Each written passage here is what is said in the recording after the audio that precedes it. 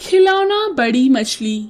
देवपुर नगर में कमलेश की खिलौनों की दुकान थी।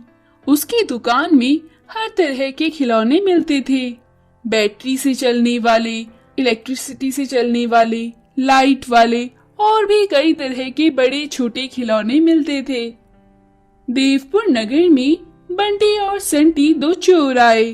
बंटी और संटी नगर में चोरी करते और पैसे रुपए चुरा कर वहां से भाग जाते थे। एक बार कमलेश की दुकान पर एक विशाल मछली खिलौना आई। कमलेश के गोदाम में जगह न होने की वजह से कमलेश ने उसे बाहर ही रख दिया। मछली खिलौना बहुत बड़ा था। कोई भी उस खिलौने के अंदर बैठकर उसे चला सकता था।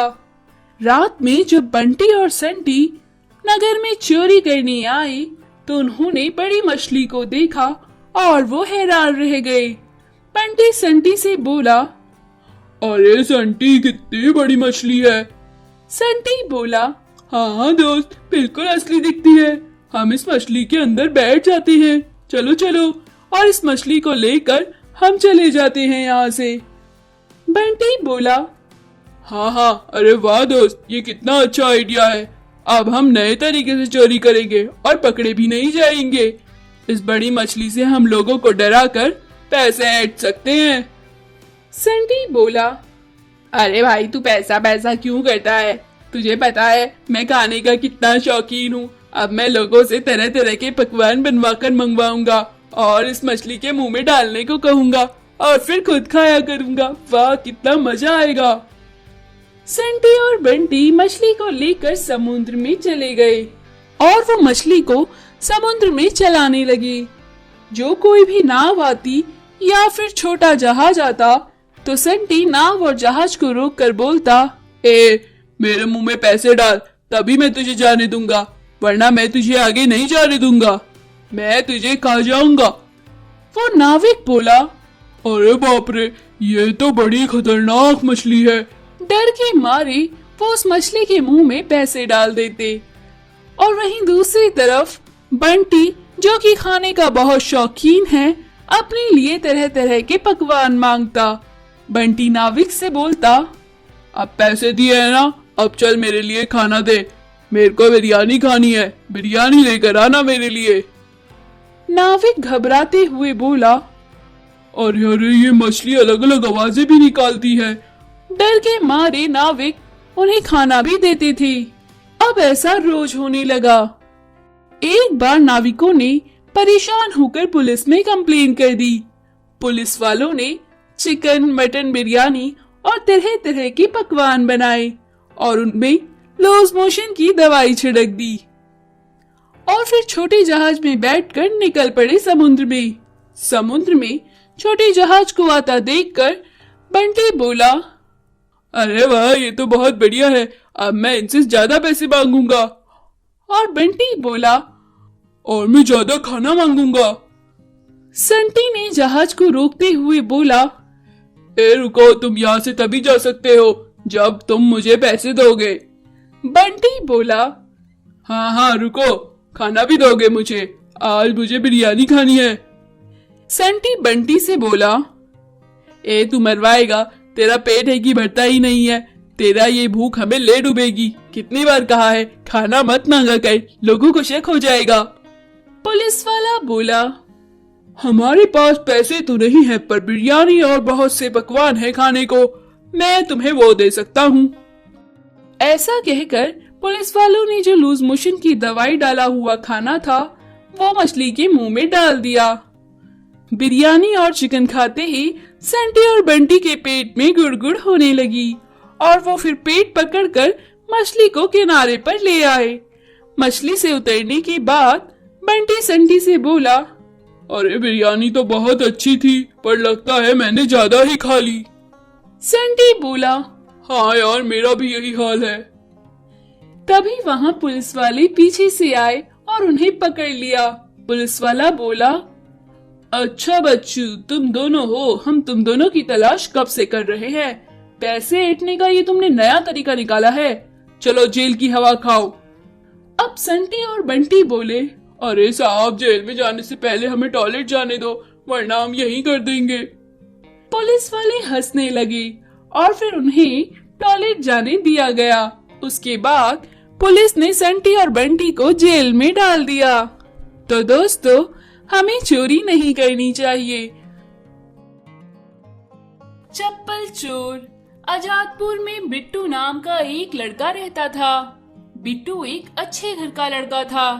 बिट्टू स्कूल में से छोटी मोटी चोरियां करता था और घर में आकर अपनी माँ को बेवकूफ बनाता था। माँ, ये देखो, आज मुझे ये पेंसिल का बॉक्स मिला। उसकी माँ कहती, अच्छा बेटा, ठीक है। बिट्टू कभी बुक्स तो कभी पैसे चोरी कर लाता और घर आकर कहता, माँ, ये देखो, मुझे आज 100 रुपए इनाम में मिले। इस तरह चोरी की चीजों को वो इनाम में बताकर चोरियां करने लगा। धीरे धीरे बड़े होने पर वो मंदिर के बाहर पड़ी चप्पलें भी चुरा कर लाने लगा। एक दिन बिट्टू की माँ बोली, बेटा, ये रोज रोज रंग बिरंगे जूते चप्पल कहाँ से लाकर जमा करते हो? और ये लड़कियों के सैंडल, इनका क्या करोगे तुम? ये कहाँ से लाते हो बेटा तुम? बिट्टू बोला, अरे माँ, मैं एक दुकान खोलने वाला हूँ चप्पलों की। रोज की कमाई से मैं चप्पल खरीद कर ले आता हूँ। जब मेरे पास बहुत सारी चप्पलें जमा हो जाएंगी तो मैं एक दुकान खोलूंगा। बिट्टू की भोली माँ उसकी बातें मान गई। अच्छा बेटा, ठीक कहते हो, मेहनत करके पैसे कमाओ। बिट्टू के पिताजी बोले, अरे कल मुझे सपना आया था, पुलिस तुम्हें ले जा रही थी पकड़ के। ऐसा कहकर वो हंसकर वहाँ से चले गए। बिट्टू लोगों के घर के बाहर से भी जूते चप्पल चुराने लगा। नगर के लोग बड़े परेशान थे। नगर के लोगों ने परेशान होकर थाने में जाकर चप्पल चोरी होने की शिकायत करी। थाने में इंस्पेक्टर बोला, क्या रे, मैं पुलिस की नौकरी में तुम्हारे चप्पल चोरी करने जैसे मामूली मामलों को सुलझाने आया हूँ। मैं इतना बड़ा अफसर, मैं यहाँ क्रिमिनल केस सुलझाने आया हूँ और या फिर तुम्हारे चप्पल चोरों को पकड़ने। भागो यहाँ से, नहीं तो सबको जेल में डाल दूंगा। मजाक बना के रखा है पुलिस स्टेशन को। नगर के लोग अब बहुत परेशान थे। पुलिस भी उनकी नहीं सुन रही थी। एक बार इंस्पेक्टर मंदिर गया।